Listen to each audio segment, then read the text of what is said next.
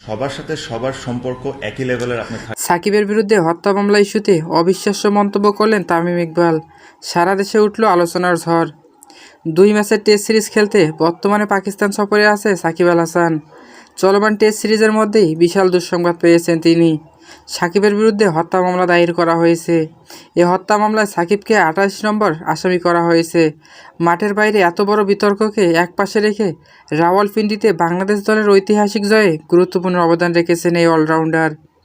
দেশের ক্রিকেটারদের পাশাপাশি ক্রীড়াপ্রেমিকরাও সাকিবের বিরুদ্ধে মামলা নিয়ে সামাজিক যোগাযোগ মাধ্যমে প্রতিবাদ করেছেন, অনেক সাহসী জবাব দিয়েছেন।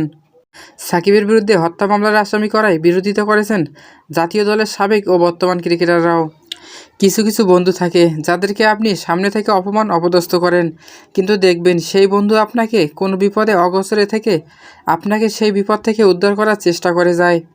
হত্যা মামলার আসামি হওয়াকে কেন্দ্র করে সাকিবকে যেন জাতীয় দল থেকে বাদ দেওয়া না হয়, সেজন্য নানা মহলে কথা বলেছেন তামিম। বিষয়টি নিশ্চিত করেছে বাংলাদেশের ক্রীড়া সাংবাদিক রিয়াসেদ আজিম।